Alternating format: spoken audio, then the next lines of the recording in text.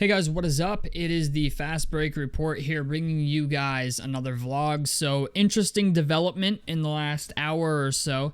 Tom Thibodeau has been fired as the New York Knicks head coach. I don't know how to feel about this, man. My initial thoughts on it are, like, I kind of know why he got fired, but at the same time, I don't understand it. I just want to start off by saying I think the Knicks overachieved this year. I don't think anybody had them beating the Celtics. Like, I think everybody knew that the Knicks were going to get to the second round, but I don't think anybody had them beating Boston. And they ended up beating Boston. Then they go to the Eastern Conference Finals, and they lose to us, the Indiana Pacers. And I'm just going to say this, okay? Tom Thibodeau is very, very old school in a sense that if you want to play for him, you have to play defense. He really doesn't seem to give a fuck how good you are offensively if you don't play defense. And I don't think Tom Thibodeau is a bad coach. I just think he runs players into the ground. And when you look at the Knicks and the way their Eastern Conference Finals went against us, they had no depth. You know, they waited until, 3 games into the series to decide, okay, we're going to start playing Landry Shamet and Precious Achiuwa and DeLon Wright and, like, all these guys, right? Finally, Tom Thibodeau decided, I'm going to play some of these guys. And it should have been that way the whole season. You know, one thing that I think really, really bothered ownership in this entire series is the idea that it wasn't long ago that the Knicks traded us Obi Toppin, okay? And he was a guy that Tom Thibodeau absolutely refused to play unless they absolutely had to play him. And in Game 6, Obi Toppin torched him for 18 points off the bench. I understand that defense matters in the playoffs, but Tom Thibodeau thinks defense matters all the time. And not to say that it doesn't matter, but it matters a lot more in the playoffs than it does in the regular season. And the Knicks roster would be a whole hell of a lot better if they had a head coach that would just give the guys they draft and guys they sign some minutes. You know, I'm sorry, but there's zero reason.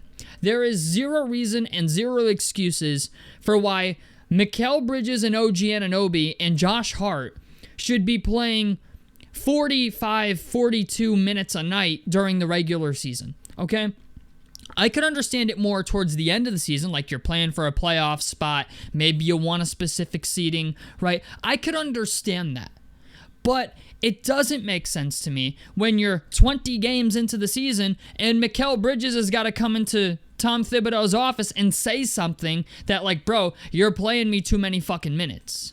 You know, you're playing me 45 minutes a night. You're playing Josh Hart 45 minutes a night. You got OG Anunoby. You got Landry Shamet. You've got, Tyler Kolek is a guy they drafted who doesn't even see the floor. Like, that's what I think this really stems from, is the idea that the Knicks are a very good basketball team, but Tom Thibodeau has no answers outside of his starting five. And the only way you can develop answers outside of your starting five is to play the guys on your bench, right? Like, that's the only way they get better, is if you play them. I've said this time and time again. I'm like, Tom Thibodeau's a great coach. He just doesn't play his bench. Then you have Precious Achiuwa, who they brought back, who didn't play much in the Eastern Conference Finals. Probably should have, okay? It irritates me that it took Tom Thibodeau to get to the Eastern Conference Finals and play against a team that is much deeper than his for him to finally realize, I got to go to DeLon Wright. I got to go to Landry Shamet. I got to go to Precious Achiuwa now. Like, I got to go, like, Miles McBride always gets minutes. But I got to go to Mitchell Robinson now. And not for nothing, but when you don't play all fucking year, and then you're finally asked to play in, like, the biggest games of the entire season, odds are you're not going to show up. And shout out to Landry Shamet and DeLon Wright. They did well. I'm going to give them credit where credit is due. They played well for the amount of minutes they actually played in the regular season. But the Knicks would be a lot better team if they had a head coach that actually cared about playing the bench unit. And I feel like this is a conversation they've probably had time and time again, and Tom Thibodeau has refused to do it. Because the fact of the matter is, you don't just fire a head coach when you overachieve. Okay? It doesn't normally happen. You fire head coaches when they overachieve, when your players are no longer happy with the head coach. When ownership has concerns about the head coach. Maybe Tom Thibodeau's not listening to the front office. You know, you have to understand, the Knicks traded a whole hell of a lot to get Mikal Bridges. All right? They traded a lot to grab that man. And you're out here running them ragged. You know what I'm saying? Like, if your ownership, you're like, yo, I gave up my entire future to get Mikal Bridges here. And you're running him into the ground? Like, it's like you buy a brand new car, right? And it's still a new car, but you don't want to beat the shit out of it, because if you beat the shit out of it, you end up having to fix it. And I don't think the Knicks want to break Mikal Bridges. I don't think they want to break Josh Hart. I don't think they want to break OG Anunoby. I don't think they want to break Jalen Brunson. I don't think they want to break Karl Anthony Towns. So, from that aspect, I understand it. You know, there's other coaches out there that will actually play your bench unit. And the Knicks have a solid starting five, but their bench unit is where they're weak. And honestly, I feel like if Tom Thibodeau just wasn't so hard-headed, and had they actually, you know, the guys on the bench got some burn, maybe this series wouldn't have been as lopsided as it was. You know, I was fairly confident we were going to beat the Knicks, because I've said it time and time again. If one of the Knicks starters does not have a good game or a typical game for them, they lose. And the reason they lose is because they have no depth. And the only way you develop depth, you know, obviously, if you can't sign it, you have to develop it. You know, you look at the Pacers, Andrew Nembhard, Aaron Nesmith, Obi Toppin, Jarris Walker. All of these guys on the Pacers got better this year. Why? Because they saw minutes in the regular season. You look down the Knicks roster, yeah, they got some guys on their team that can ball a little bit, but they don't get better if you don't play them. And I feel like that's why he lost his job. I feel like he lost his job because Mikal Bridges and Josh Hart, even though Josh Hart probably had too much pride to say it, all right, Mikal Bridges, said something and was like, listen, we're playing too many minutes. When Mikal Bridges, a guy who's as reliable as they come, who has never complained about anything, who almost never misses a game, has to come into the coach's office and say, like, bro, you're playing me too much. Like, and then the very next night, he plays you 45 minutes? I'm sorry, but there's a disconnect. There's a disconnect somewhere. And during the regular season is the time you should be playing your bench. That's the time to develop your guys. And Tom Thibodeau just doesn't do that. I also think trading Obi Toppin for a second-round pick and then having him torch you for 18 points in Game 6 is a straw that kind of breaks the camel's back. And the reason I say that is because Obi Toppin's become a very good player for the Pacers. And he was a very good player for the Knicks. The problem is, Thibs didn't want to play him because he wasn't good at defense.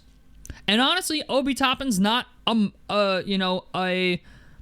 moniker of defense. He's not even for the Pacers, but he's getting better at it. You know what I'm saying? Like, the only way these guys get better is if they play. How do you expect any player to get better at defense or get better at offense, or show any type of improvement if they don't get the experience, if you don't give them the opportunity to improve? You know what I'm saying? And that's why I think Tom Thibodeau lost his job, is because it's not that he's a bad coach. It's the idea that he doesn't play his bench unit. The other thing is, I don't think Tom Thibodeau changed up his offense enough during the playoffs while playing against the Pacers and a lot of these other teams in ways that he should have. Like, for example, there's no reason why Andrew Nembhard should be able to come out against Jalen Brunson and get 6 steals and make Jalen Brunson look almost like non-existent. As a head coach, you're supposed to be able to draw up plays for your star players, and Tom Thibodeau doesn't really do that. I've said it for years, man. Tom Thibodeau is not an offensive coach. He's a defensive coach. He's going to throw his guys out there, run high pick and rolls, high pick and pops, and hope it works. But when you're in a series in the Eastern Conference Finals and you can't get your best player open looks, he's got games where he's shooting 8 of 18 from the field. I get it. It's not all his fault. But you need to be able to draw up a play to get him open. And Tom Thibodeau couldn't do that. In fact, Andrew Nembhard put that motherfucker in jail for the last game. In Game 6 against the Knicks, Andrew Nembhard put Jalen Brunson in fucking jail. 6 steals for Andrew Nembhard in that game, making Jalen Brunson visibly frustrated. Yeah. You know what? When it gets to that point, you as a head coach got to draw something up. There was some great inbound plays. I'll give him that. Like, there were some inbound plays in this series where Mikal Bridges got wide open shots and missed them. But it's just the idea. Tom Thibodeau didn't do the things he needed to in order for the Knicks to be more successful than they actually were. I actually think the Knicks are a very good team. I think they have a lot of potential. But, if your ownership, right? The question you have to ask yourself now is like, okay, he didn't play much of his bench in the playoffs until he absolutely fucking had to. And yeah, guys performed. DeLon Wright performed. Landry Shamet performed. Mitchell Robinson performed. Josh Hart performed. Miles McBride performed, right? You had these guys perform, but these are the guys that, like, outside of DeLon Wright and Landry Shamet, right, and Precious Achiuwa, a lot of these guys that Tom Thibodeau plays are guys that play all the time regardless. Miles McBride plays all the time regardless. Josh Hart plays all the time regardless, right? The problem you have as a general manager or an owner for the New York Knicks is you don't want to go out and sign a guy that you think is really good, right? Or a guy that has the potential to be really good. And you don't want to go out and sign these guys and then pay them astronomical amounts of money, and then Tom Thibodeau just decides, fuck it, I'm not going to play him. That creates problems in the front office. And I feel like that's why Tom Thibodeau lost his job over everything else. Because the Knicks understand they're very close. And yeah, do I think Tom Thibodeau deserved to lose his job? No. But I do feel like Tom Thibodeau was playing hardball, not only with the players, but with the front office. Kind of like that movie Moneyball. You know what I'm saying? Like, I'm giving, like, it's like Tom Thibodeau's the manager of the team. If you've ever seen the movie, it's about the 2001 Oakland A's, I think. But you're trying to put a team on the court, and it needs to be run a certain way. But the head coach just decides, I'm not going to run it or play the players the way you want me to play them. And if you're the front office, that's frustrating. If you're the front office, you have an obligation to make sure your roster is healthy. If you're the GM, you're in charge of the roster, right? Putting a team on the court. That doesn't matter if your coach is playing your star players 40-plus minutes a night and they're bitching about their minutes. And they're not happy with Tom Thibodeau because he's not listening and he's hard-headed. And, you try to plead your case to him and, you say, hey, you're playing me too much, 45 minutes tonight. And then he plays you 45 minutes the very next night after you have that conversation with him. So I understand the firing. Do I think it was deserved? No. I'm wondering if there was a conversation between the front office and Tom Thibodeau that's like, listen, you did well this season, but next year you have to play this roster the way I want you to play it. And I feel like Tom Thibodeau was defiant to that. I feel like Tom Thibodeau thinks, You put the players, you acquire the players for the team, and I play the players for the team. And I get it. I understand that Tom Thibodeau maybe thinks his method is the best method. But depth is the reason that the Knicks lost to the Pacers. And if you're the front office, you don't want to go out and acquire depth or make some roster moves, and then you acquire guys that Tom Thibodeau just decides he's not going to play because he doesn't like that they don't play defense, or he doesn't like them personally, or maybe they're just something. There's something that Tom Thibodeau has to bitch about as to why he's not going to play a guy. And if you're the front office, that's worrisome.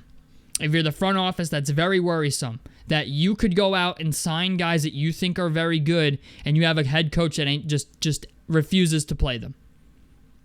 Then you got to do stupid shit like trade Obi Toppin to the Pacers for a second-round pick, and then he torches you in Game 6 for 18 points in a closeout game. And looks like the top 10 pick that he was. You know what I'm saying? And that, I feel like that as well plays a role in this. I feel like Obi Toppin torching them for 18 points in Game 6 plays a role in this, because if you're the owner or the front office, you're the general manager, right? You look at that and go, I can't believe I traded that away for a second-round pick because my fucking head coach wouldn't play him. Because Obi Toppin would have been a nice addition for the Knicks in this series. I think even Knicks fans would agree on that. Obi Toppin, since going to the Pacers, has become a significantly better player. Why? Because he's getting playing time. He's getting playing time that he did not get in New York. And he didn't like Tom Thibodeau either. I feel like a lot of the players maybe don't like Tom Thibodeau. He's a successful coach, decent coach, but he refuses to change his ways for the betterment of the team. And you know what? He can be as good as he wants at coaching, but the best ability is availability. And if you're not going to tone the minutes down so that way your starters can remain healthy and not be fucking gassed by the time they get to Game 5 or 6 of a series, then we have a problem. And I think that's the rift. I think that's why he got fired, and he needs to change his ways, man. It was nice to see that he finally changed his ways 3 games in, but it's just the idea. It's unfortunate that it took Tom Thibodeau to have his back against the wall and be in absolute desperation mode for him to finally decide, I'm going to play DeLon Wright. I'm going to play Landry Shamet. I'm going to play Precious Achiuwa. That should never be the case. And then when you put your guys out there, suddenly they're fucking shocked that they're getting playing time because they haven't played all season. They're not ready for prime time at that point. So that's it for me, man. Tell me what you guys think down below in the comment section below. A like helps me out. Subscribe if you guys want to see more on the Fast Break Report. And I'm out of this motherfucker. Peace, guys.